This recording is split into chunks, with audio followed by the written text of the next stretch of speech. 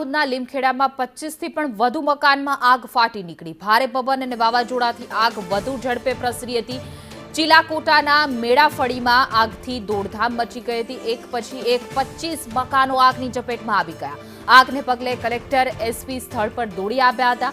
મકાનોમાં લાગેલી આગમાં 2 થી 3 પશુઓ બળીને ખાખ થઈ ગયા છે। તમામ લોકોને પ્રાથમિક શાળામાં આશરો આપવામાં આવ્યો છે, કારણ કે ગઈકાલે જે રીતે વાવાઝોડું હતું, પવન ભારે ફૂંકાઈ રહ્યો હતો, જેના કારણે 25 મકાનોમાં આગ પ્રસરી ગઈ।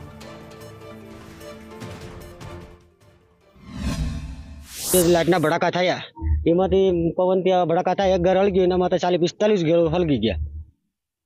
શું નુકસાન થયું? નુકસાન તો સાહેબ ઘણું બધું થયું છે। આવા ઘરની અંદર કેટલું બધું હોય છે, એમાં અમારે દાગીના બળી ગયા, રૂપિયા બળી ગયા, ઢોર ઢાર બધું બળી ગયું।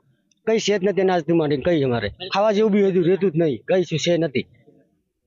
શું માંગો તમે? અમે શું માંગીએ, સરકારને વિનંતી કરીએ કે અમને મકાનનું કંઈ કરી દે, કંઈ ભરણ ખાવા પોષણ છોકરાઓનું છે, ઢોર ઢાકરનું છે, એ એટલું હાલે તો અમારી વિનંતી સાહેબ। ચીલાકોટા ગામે મેળાફળિયામાં અચાનક 20 થી 25 ઘરોમાં આગની જાણકારી અમને મળી હતી સાંજના સમયમાં। એટલે તાત્કાલિક દાહોદ ફાયર બ્રિગેડની ટીમને જાણ કરી અને 3 ફાયર ફાઇટર અહીંયા પહોંચી ચૂક્યા હતા અને આગ ઓલવવાની કામગીરી શરૂ કરી હતી।